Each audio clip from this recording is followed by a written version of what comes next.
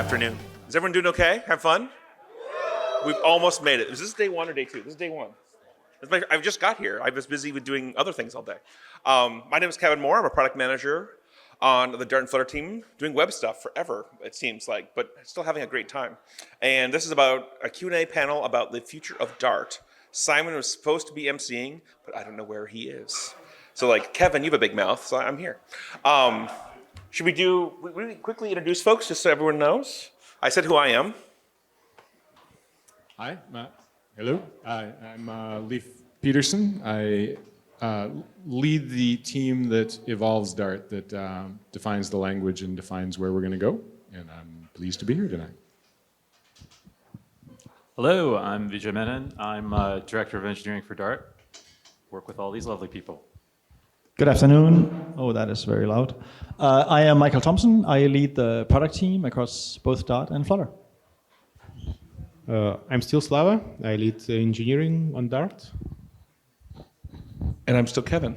Would it be easier if everyone just walks up to the mic? That usually works better than running around. What do you want to do? Okay, walk up. Okay, so walk up to the gentleman here in the front if you have a question. He has a microphone about the future of Dart.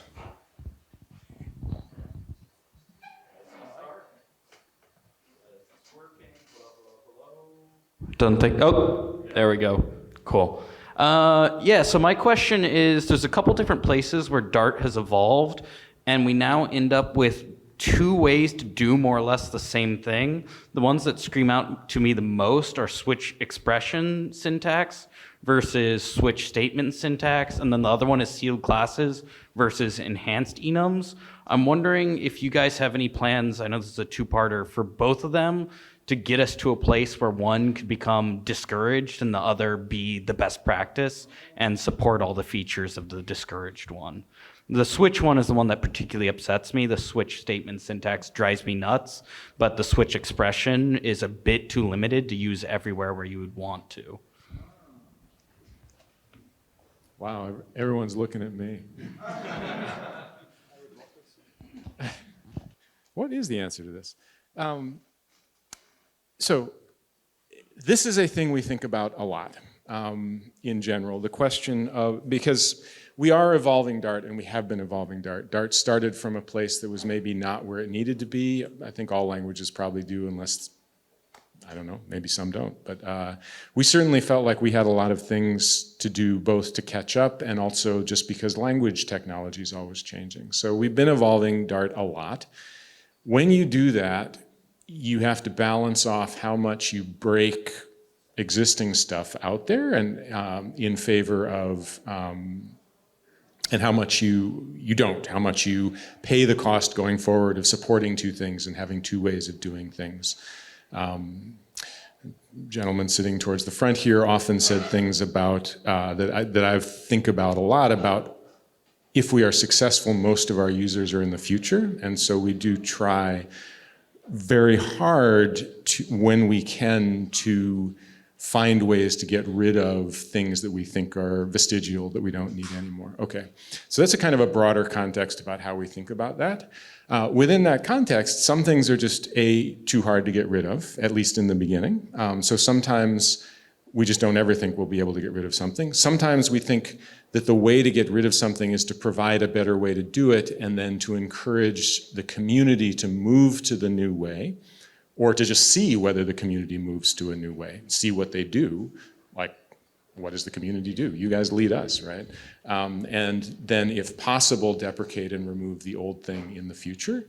And sometimes we just decide that, oh, this is something that's not used at all or not used very much, so we will, maybe provide a nice way to migrate off of it, but we will drop support for it. Though usually we do that in a language versioned way so that older SD, you can continue to gradually move off of that. Okay, so that's kind of the broader context. So we do think about it a lot. We very much feel the weight of accumulating multiple ways of doing things, both on our end because we have to support them and on your end because you have to deal with it. The short answer is we try our very best not to. But as the language grows, there will be two ways to do things. And sometimes we're going to try to get out of them, and sometimes we won't. To those two concrete things, I'll be a little surprised if we can ever get rid of enums. Sealed classes gives you more, and I hope that as we evolve sealed classes and that we can find ways to make them briefer and more useful, and that maybe they will start to become more common, but that's an empirical question. Switches are a little different there. We did debate this a lot. The general sense is that at least right now, Dart is not primarily an expression-oriented language, and so we do try to support both good expression syntax and good imperative syntax, and there are still a lot of uses and a lot of use cases which write things imperatively. Now, I think I know some of the things you're referring to, where there are things we can do in the expression language that would make switch expressions more useful, and I do think they're kind of on our long list of things we hope to get to, but it's a long list. Just to add to that, one of the primary ways in which we try and encode recommendations for places where there are multiple things you can do is via package lints and package flutter lints. So I strongly recommend that you use those, and when you use them, you stay current with the latest versions, because we do continuously look at adding new lints or removing lints as the styles evolve. And to give you a very concrete example, for those of you that write Flutter code, we've spent the last couple of months discussing whether we think const was being used in the right ways in Flutter, and we think actually not. We think it was being overused. We think it was leading to poor usability as you were learning Flutter and didn't really carry its weight in the general case. So we are removing the lints for const in the next version of that. That's just an example of that continuously evolving. So consider updating to new versions of lints to get the latest recommendations. Yeah, that makes a lot of sense. I was just going to add, there's a huge GitHub issue I filed forever ago on switch syntax, and that's kind of where it ended up, is it's hard to do without an expression-oriented language. My 2 cents / completely unrealistic dream is somehow Dart becomes an extremely expression-oriented language. But yeah, we ended up way deep in the nuance and the weeds in that issue, and I totally see it's a pretty hard thing to find a good solution to. So thanks. I mean, I think there is an aspect here where we follow the community, right? We watch how people write code, and we look at what code is out there, and so we certainly try to lead, but we are very data driven. So if you want, help us help you, right? Stay current on the language, use the language the way that you want to see the language used, and that will help us take the language in a coherent direction, I would say. And as members of the community, if you are people who can help set the standards for how code is written and how, then that can help us maintain a coherent community that makes it easier for us to keep the language coherent.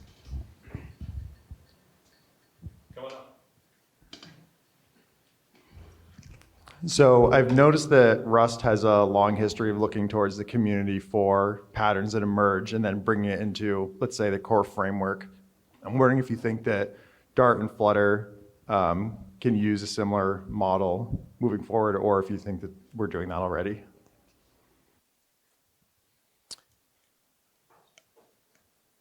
Can and do.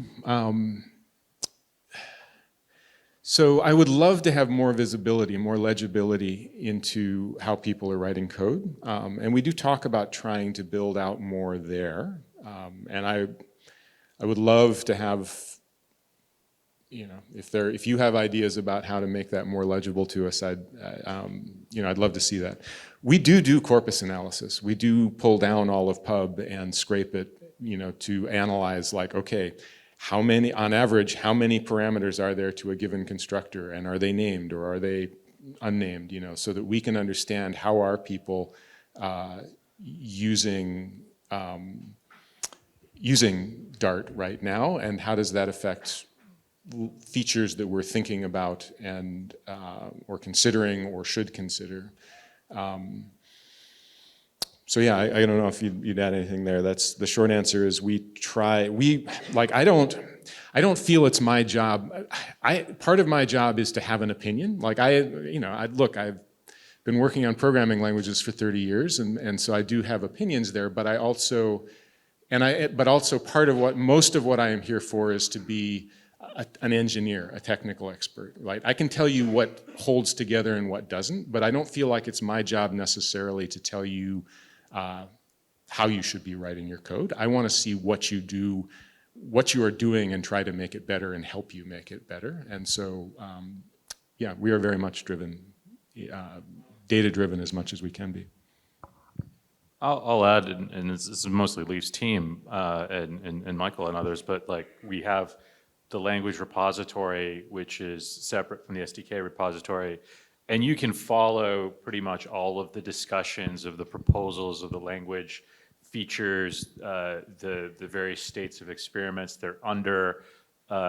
Most of the discussion is there in GitHub. So, you know, I know a lot of folks, and maybe many of you already join in some of those discussions, but it's a valuable place too. We try to do a lot of the, and by we I really mean you, do a lot of the language evolution and discussion and discussion of the trade-offs and so on in the open there.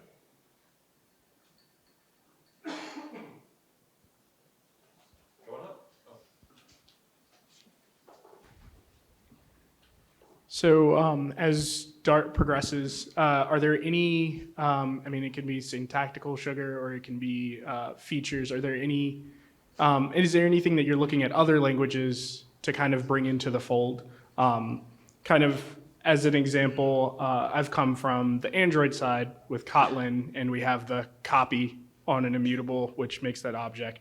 And you know, I know there's a library that we can do freeze that does that, which is nice. There is some support, but you know, having a language that does it for you, so you don't have to pull down another library and things like that. And I was just wondering, is there anything like that that's on your roadmap of kind of things that you want to bring in from other languages to help empower Dart? We generally look quite a bit at other languages, both for inspiration and kind of just to see what's happening. We're looking right now quite a bit at Swift UI to see there's some places where we see things that are quite novel in terms of getting the code to be a little bit less verbose. One example is enum shorthands. You can get patterns in Flutter where you have something like there's a prefix in the named argument that occurs again on the right-hand side, and it seems very duplicative. So that's one example of a very concrete feature we think we like and are trying to move through the motions of. Is that something we could support? So yeah, we look quite a bit. I actually want to say something here because I think that's where the data-driven approach fails us, because the corpus of code that we are looking at does not contain necessarily the patterns that only occur in the applications that people create and not in the packages that people create. So for example, the data classes and all these methods that are synthesized for them, they're more common in data modeling in the real applications rather than the packages for creating UI. And that's why I think we underweighted how important these features are and have not done them 10 years ago. No, anyway. Yeah.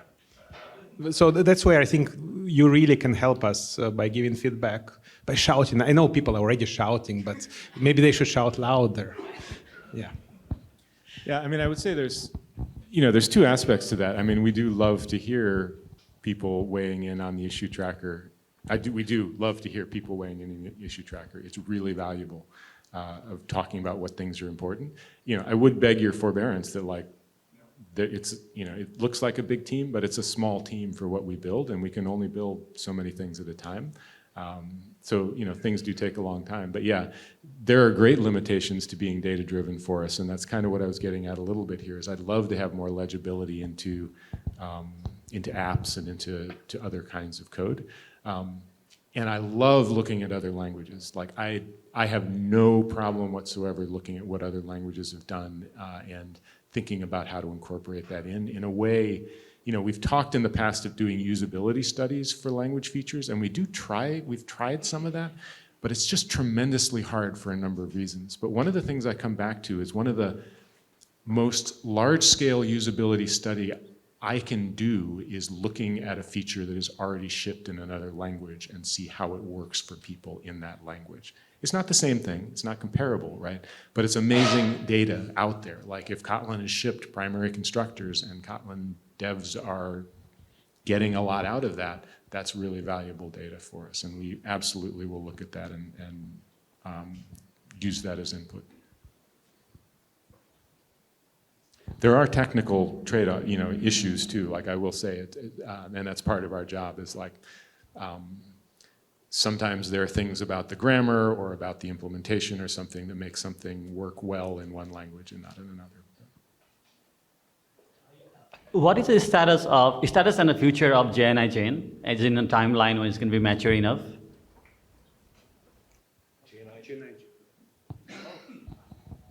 Well, I don't want to promise anything. We are actively working on it. Yeah, we are just in the long tail of issues. We are also looking at how to, bring all of the different interoperability efforts under the same fold kind of thing, so that we work on Objective-C, interoperability, Swift interoperability, GNI Gen to interoperate with Java. We want to have a cohesive story there.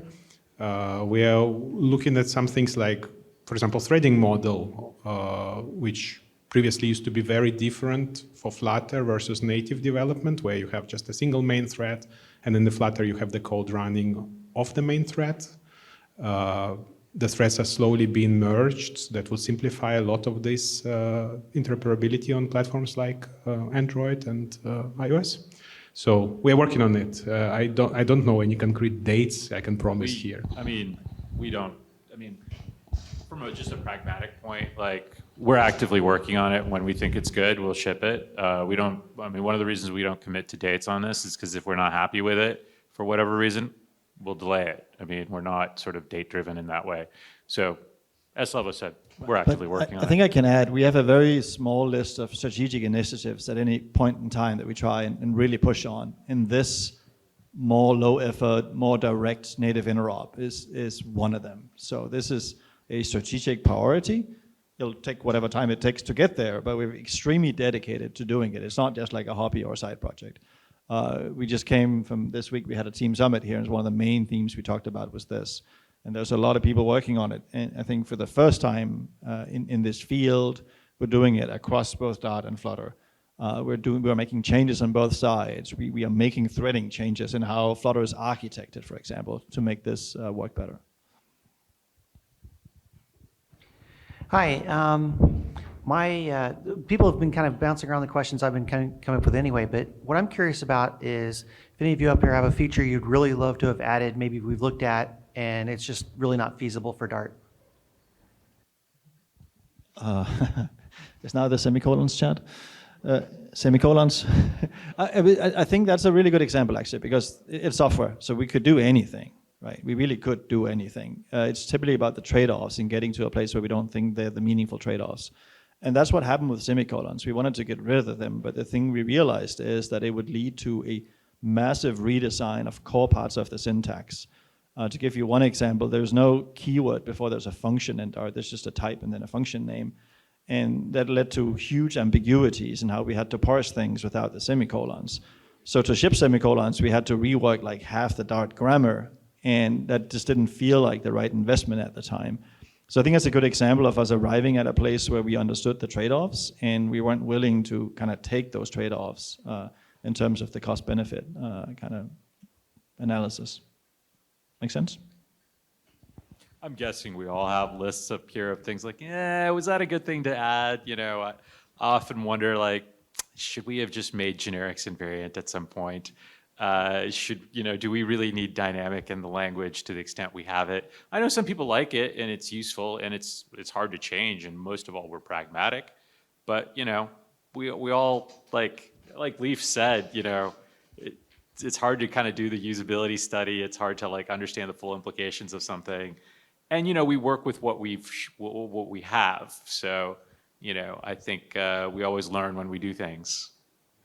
But yeah. I laugh really loudly. I think about once a year someone files the issue, which is please rename int, double, and bool to be capital letters.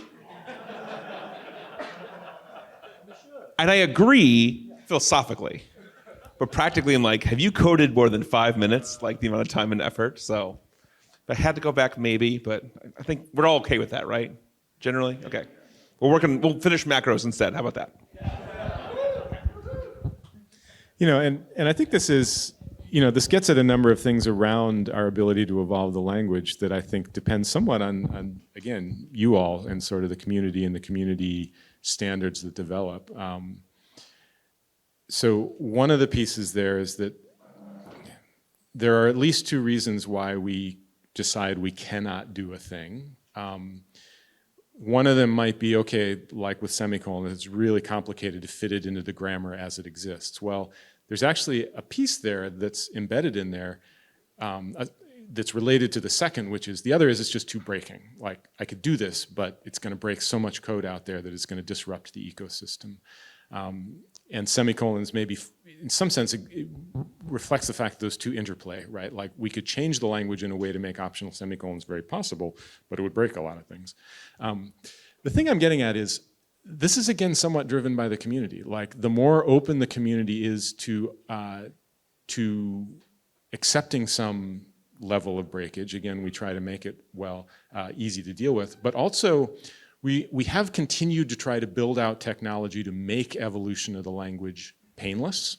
And we hope to be able to continue to do that, to ship more and more migration technology so that we can make larger changes that are 100% toolable. And the more we can get the community bought in on that, bought in on the idea that, oh, okay, there's going to be a change, a language version change, so my code won't break, but when I do choose to upgrade to the new language version, I'm going to have to run this tool, it will fix my code, it'll be fine. If we can get to that place, I think we will have much more ability to migrate, to evolve the language going forward.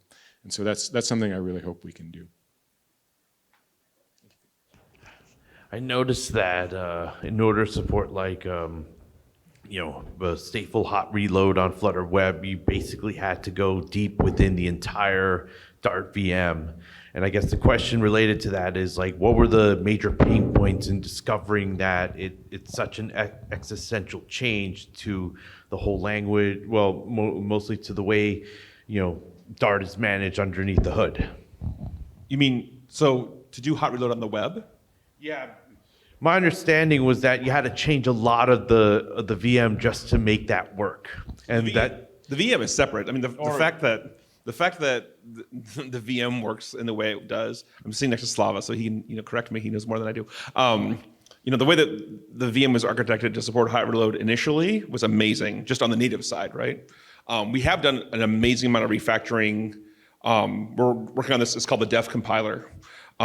Which is a JavaScript compiler to support hot reload, and that's actively going on. Okay, do you want to know how the VM works to do hot reload? I'm just curious, what were the pain points in terms of, translating Dart to JavaScript in relation to getting, trying to get stateful hot reload to, to work, or at least what you discovered were the major pain points in getting to that conclusion. I mean, so first of all, we don't exactly have stateful hot reload working on the web. I could talk a little bit about that. I mean, it's been, Dart originally came with a virtual machine for native environments, running on x86 ARM, and we always compiled the JavaScript to run on the web. And one of the cool things we were able to do with our own VM was to integrate something like stateful hot reload. It's deeply integrated in the garbage collector. It's a sort of similar process of being able to walk memory, change things on the fly as needed, and making something like stateful hot reload by leveraging all of that infrastructure we had was pretty amazing engineering work, I think. I could say that because I didn't do much of it. On the web, we have to compile to JavaScript, and I think we're working with JavaScript as it is. We don't have hooks into all the different JavaScript VMs to do the same sort of thing there. One of the things that I think the team is exploring, I don't know, there's a saying in computer science, you can solve every problem with a level of indirection, right? But this is the trade-off with like getting something like stateful hot reload working on the web, is that we take advantage of the fact that JavaScript's very malleable. We can change, we can't reach into like the garbage collector, but we can change, you can add and subtract fields from objects. It's part of why it makes it really, really hard to get speed out of JavaScript. But it does give us some opportunity to do something that we think will effectively turn into a very usable stateful hot reload on the web by doing something like that. But it's mainly kind of doing sort of things of like moving things from the object itself to the prototype, things like that. I don't know, Slava, do you have anything you want to throw in there?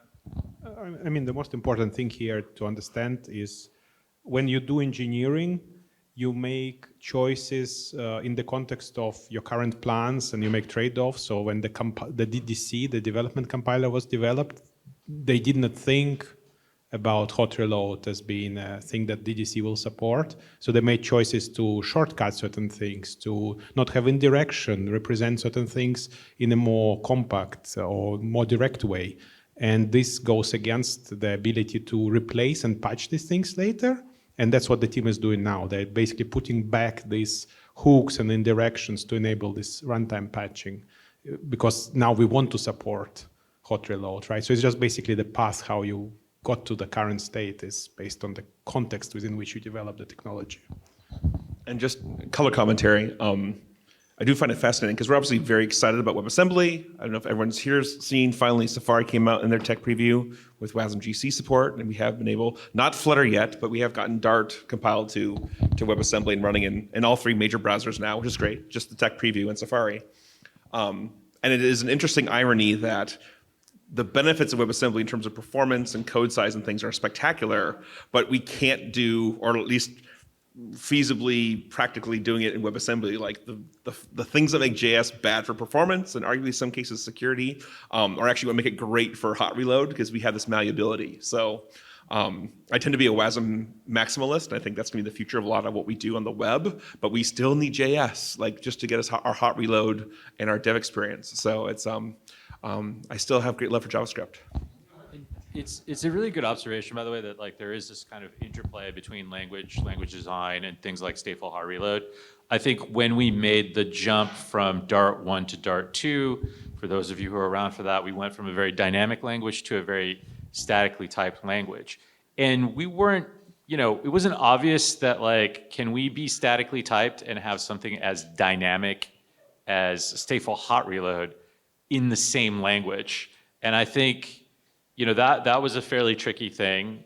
I remember Slava wrote a few docs on like, here's some ways around that. And I think we were able to find like a really nice combination there. And that's a fairly unique thing, I think, about Dart, to kind of mix the amount of dynamism that you have under the hood that supports features like that, but also have a very strong type system that lets us do things like direct static compilation, ahead of time compilation. Yeah.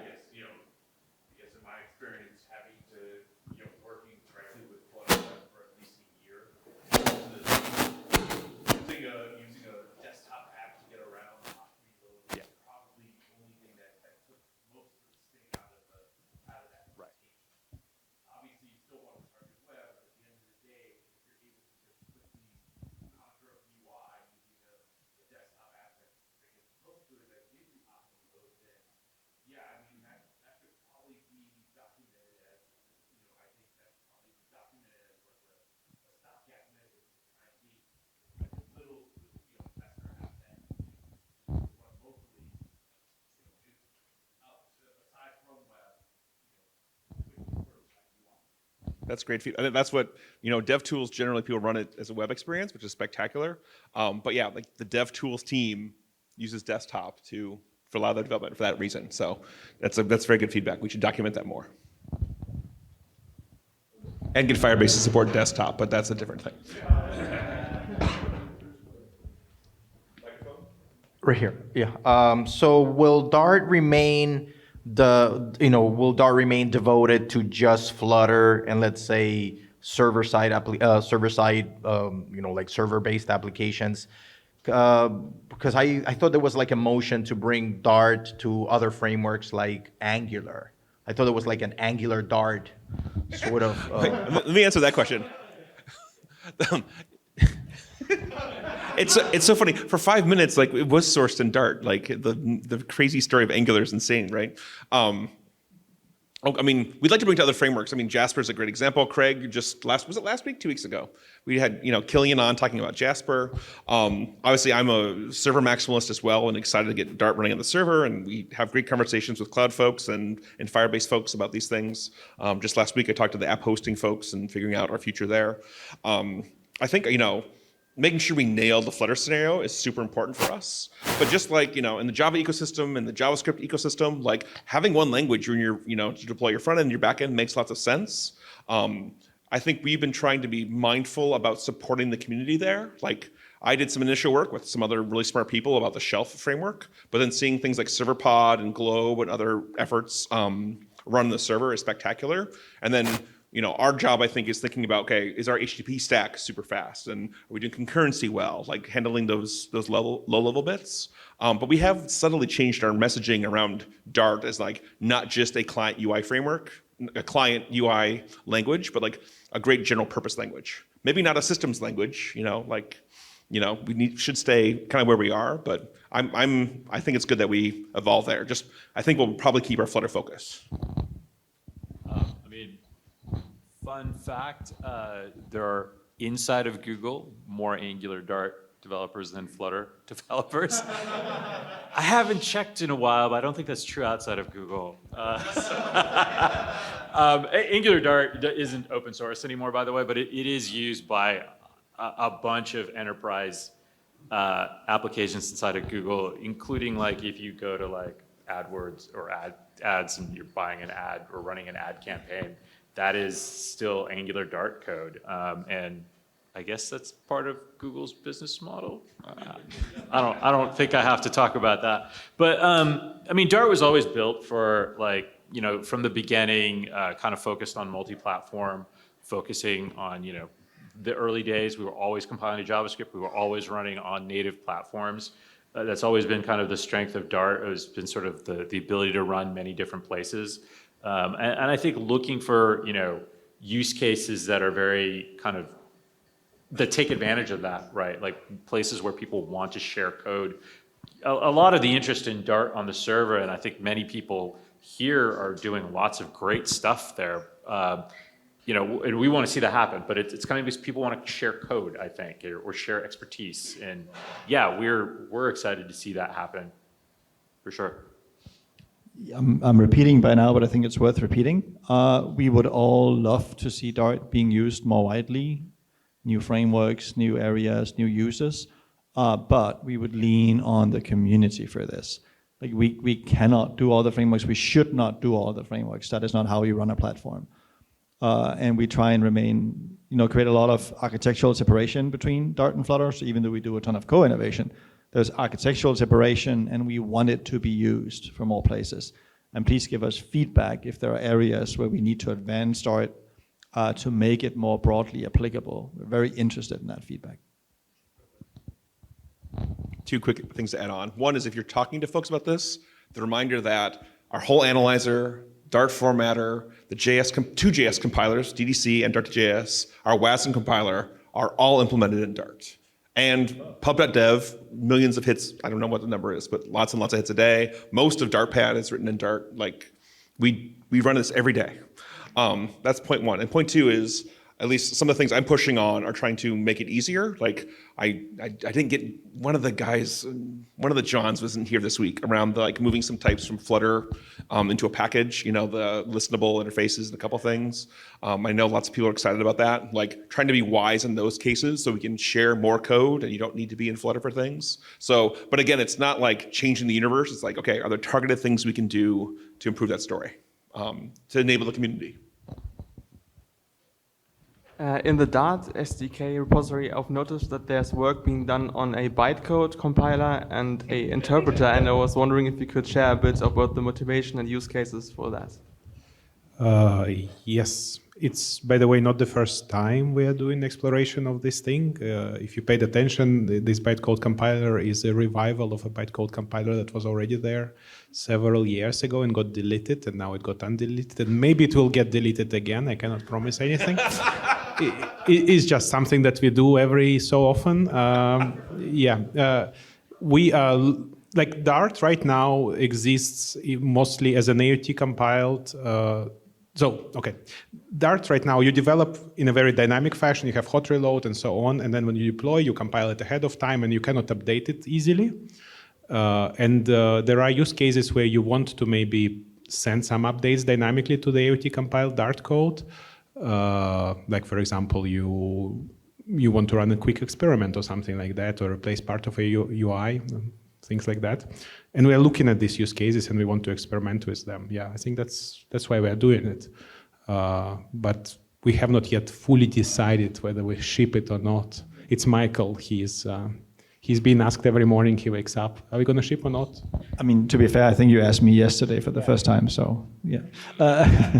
The specific use cases we're looking at right now are actually a bunch of AI use cases where we think we can do some interesting things with the combination of updatability and the ability for LLMs to create UI.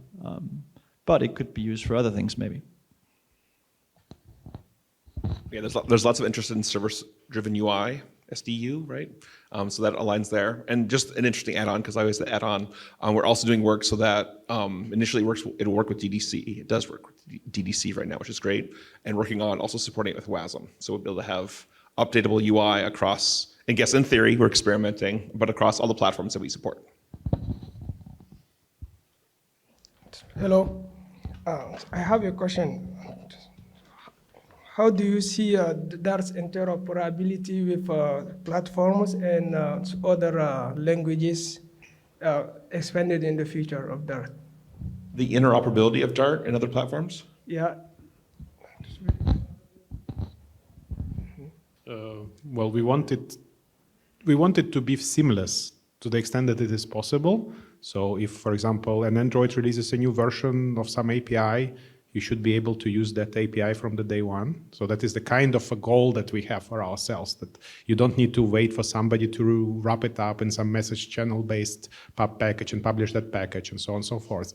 You should be able to just go and write Dart code which directly talks to the Android API or to the iOS API or to a desktop API or to the browser API, so on and so forth. So we want it to be seamless. That's a short answer. And we are working towards that goal with different form factors of Dart, yeah. And this has been a really long arc of work. I mean, we've had kind of redone the low-level Dart FFI with C and C++ several years ago. And those are kind of like really strong building blocks where we can use that, have great high-performance C interop, use that as a building block with things like we talked about a little bit earlier in this session, like JNI Gen and FFI Gen and so on. And also like on the JavaScript side, looking at FFI with WASM, looking at JavaScript interop. If you pay attention, we're been doing lots of stuff specifically with iOS, Android, and web to make the common interop cases better. Easier, faster. Hey fellas, would love to get a pulse check on the server side use cases on cross compilation and getting like an ARM build from an AMD machine.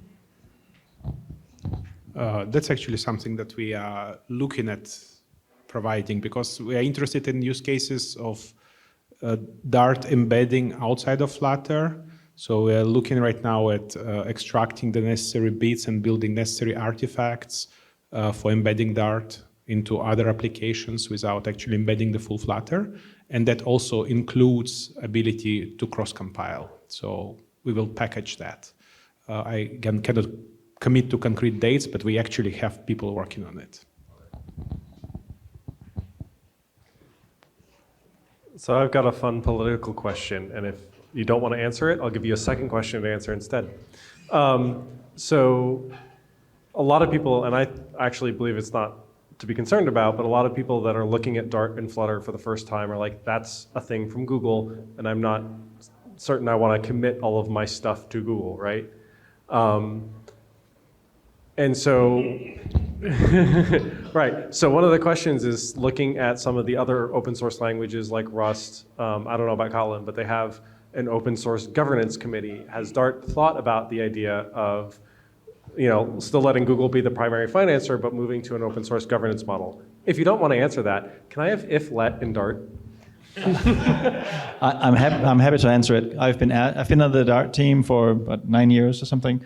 I've been asked this question multiple times a year, every year along the way, and I understand the angst, but we've been here for a long time, right? We're deeply invested in this. We're growing quite a bit, right? So, I mean, if you're worried now, I don't know what you should have been 7 or 8 years ago, right? But then on your second part, we discuss governance models all the time, right?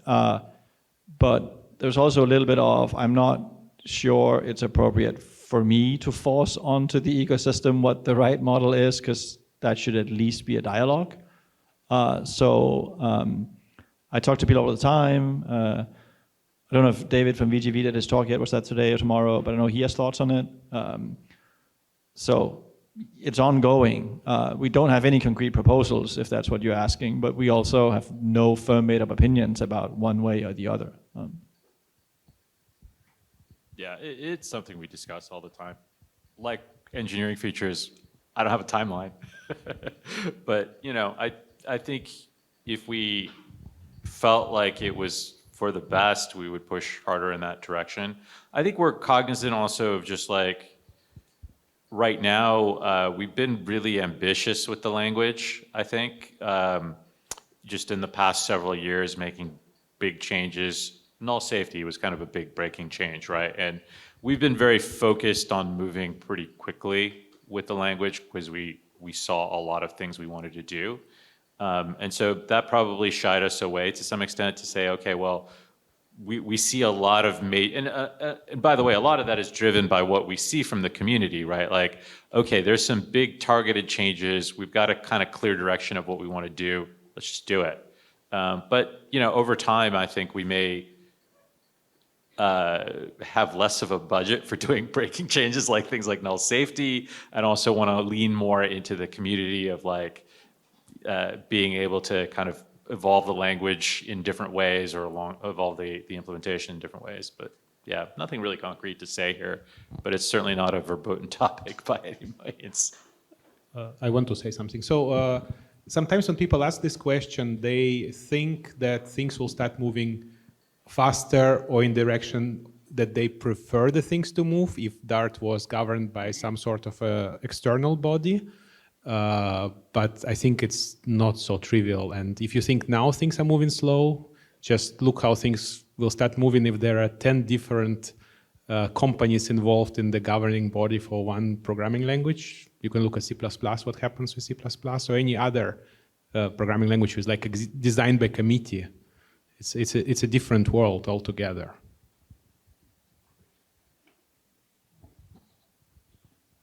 Earlier you mentioned that you're looking at Swift UI to improve the number of lines you can write.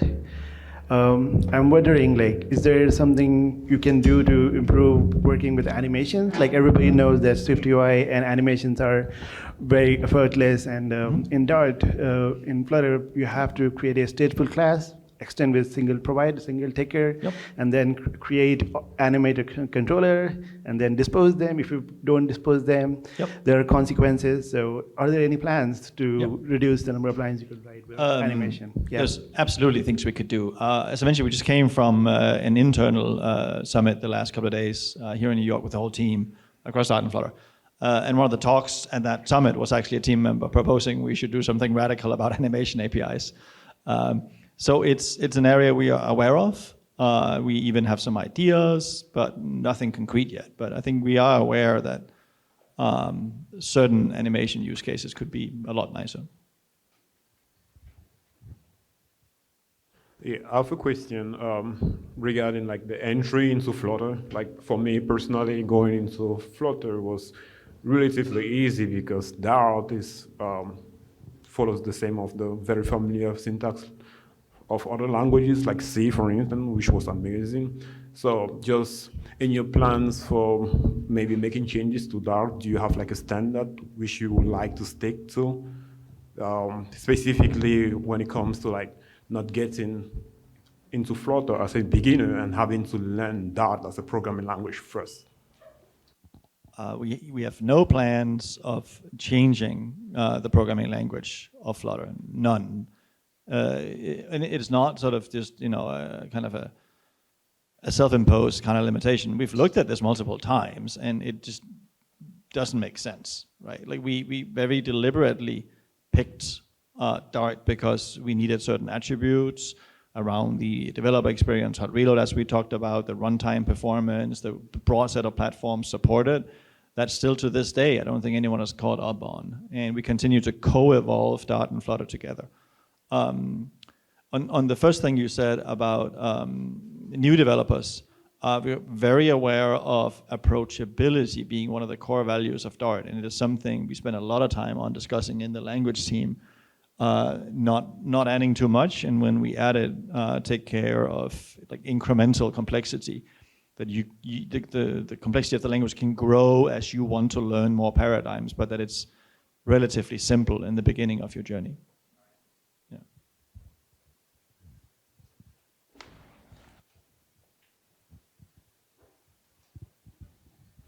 So especially with Flutter, writing Dart relies a lot on good IDE plugins. And Android Studio's IDE plugin has been buggy for me. I don't know if it's just me. I think at least a few people for like 6+ months. I tried to switch to VS Code and had a lot of unpleasant limitations, like a much less effective autocompleter. I'm wondering if you guys, I don't think those are owned by Google, so I'm wondering if you guys have any communications with the people who own those, and who do I most effectively complain to? That is largely us, and actually the TL of our ID integrations. I won't throw before I throw this at Jamie, who's right behind you. It is a big surface area to support, and one of the things we go back and forth on is like, how do we prioritize across all of the different IDEs? Google even has an internal IDE that it's got. So it's a big surface area. I think that's one of the things we struggle with. But yeah, Jamie Wren back there is TL and leads the teams and people who do Android Studio, IntelliJ, and VS Code support. Is there somewhere to file a GitHub issue? Because that was the first thing I tried to do. I just wasn't sure where to go to file an issue for the specific things I was running into. Do you want to take that one? Yeah, so we can chat afterwards. I can give you my email. Yes, there's multiple repositories, both in JetBrains and then inside of the GitHub Flutter repo as well. Yeah. No, I know that there's been some bugs recently. I'll find you out. Yeah. I'm giving a talk tomorrow in this room, and I'm going to go through and show off some Android Studio stuff and VS Code stuff and DevTools as well, and then some other stuff. It's going to be fun. Awesome, we'll definitely be there. Yeah. And Jamie can also correct like my oversimplified statement too, because JetBrains I think owns the Dart plugin, and we do like the Flutter plugin, and but you follow up with Jamie if you want all of the details there. So I oversimplified a bit, but Jamie's still the right person to talk to.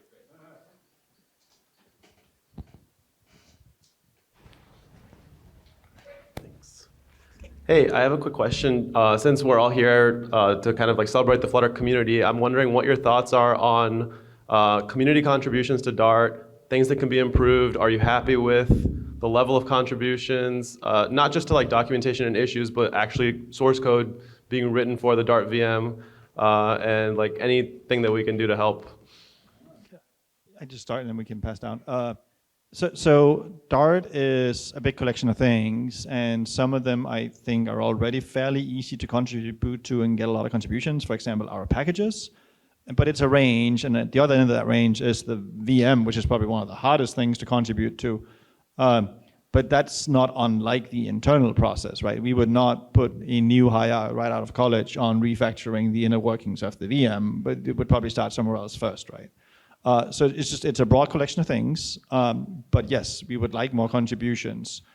Just you should expect in some parts of Dart it'll be slower compared to others. I personally feel always very sad that it is a bit hard to contribute to the VM, because I would like to see more contributions to the VM. There have been people who have been successfully contributing to the VM, but compared to the number of people who contribute to Flutter, it's nothing, right? So yeah, unfortunately, we have not been able to fix this contribution kind of bumps. We slowly trying to chip on them. Yeah, that's sad story. I had just a recent very happy thing. So we obviously optimize the WASM work to support Flutter for web and get the end-to-end working. Always do the end-to-end, right? But that meant if you're doing pure Dart stuff with the web, and so people do that, there was a hole. And Simon Binder, recently I sent 2 or 3 pull requests to get build web compilers. Those will pay attention, I don't know. So now you can do a pure, simple Dart thing with no Flutter on the web, and it works great, and it cross-compiles WASM and JS, and it falls back, and it's beautiful. So I think you can contribute there. One of my favorite things to do is to tweet when folks just do like grammar changes or like simple things, like, you know, the number of misspellings and grammar inconsistencies is still I mean, of course, there's lots of code, and so finding people that go through and do those cleanups is great. The one piece of feedback I always give folks is if you're feeling very aspirational, that's fine. You know, chunking it into small pieces is good. And if you want to make a big fix, like if you're going to spend more than a few days on something, have a conversation, file an issue first, and talk. We have more than I'd like to think it's not more than 10 times, but there's been at least a handful of just painful things where clearly someone spent weeks on a fix that they thought was well-meaning, and like they poured their heart and soul and up nights and weekends, and then just didn't make sense for us to take for whatever reason, and just everyone feels bad. Like the people on our side feel horrible because it's obvious the work that went into it. So if you're going to spend more than a day or two on a thing, have an issue, start a conversation. Don't start, destroying your nights and weekends unless you're sure it's like you're going in a good direction. But we are always excited to get contributions, and it feels great. For another one, still on the topic of contribution, there is currently a huge gap between like open source and working for a company, because in a company setting you get like the onboarding, so you get pretty familiar with every internal things that is happening, but usually in open source, you have to figure a lot of things for yourself. So if an individual decided, okay, I want to maybe make some onboarding into whatever, I want to contribute to like providing onboarding to whoever is interested in open source, and maybe touch base with the Google team once in a while and maybe get their feedback. Is this the right approach? Is this the approach I should be showing to others? Is that something that Google could maybe allocate time, maybe once in a month meeting or something like that? Just for improving onboarding? Yeah, not for everyone. Like for a specific person with the intent that that specific person or group of people would do it for the entire community. That way we could have like an unofficial onboarding, and so like this is how you contribute to this. This is how I know Craig is doing something similar with Nila, but I think a big thing there is we have spectacular. I mean, how many GDGs do we have here? GDE folks, at least a few in the room, right? We have an amazing community of folks that are volunteers that should hopefully be doing that at a local level, and in many cases doing videos and other things. I'm a proud alumni of the GDE community as well. It's crazy how long ago that was. We have a lot of conversations. A lot of folks would love to talk to folks on our team and do a meeting, companies that want to adopt Flutter. We just, we give it away for free. There's good reasons why Google supports it, but we don't scale out that well. So we're trying to really think about how we do scalable outreach, So Craig doing videos for the whole world is much better than doing a one-on-one meeting. But we'd love to have the feedback, in terms of how we can do more scalable things to help people get on-ramped. People pay attention to Reddit. It seems like it's one question a day at least about like, how do I learn Flutter? How do I get started? And it's like, did you Google it first? Like there's lots of stuff out there about how to get started, but maybe we need more. So, I think we're open to feedback about how we can do a better job there. I understood your question as onboarding to contributions to the project, right? Yes, that is correct. So, Like someone coming to you just to get the feedback, not specifically working for Google with an intent of showing others, right? This is how you do it. This is the right approach. Yeah. Maybe on a regular basis. I think that's actually great. One of the things that we did recently is we moved all the documentation for SDK from Wiki, which externals cannot edit, to the Git repo itself, which externals can edit and send PRs for. So if you are trying, for example, to build an SDK and contribute to SDK and you discover undocumented parts of the workflow, you can actually send PRs to document those parts of the workflow, and that would actually help. That really would help, yeah.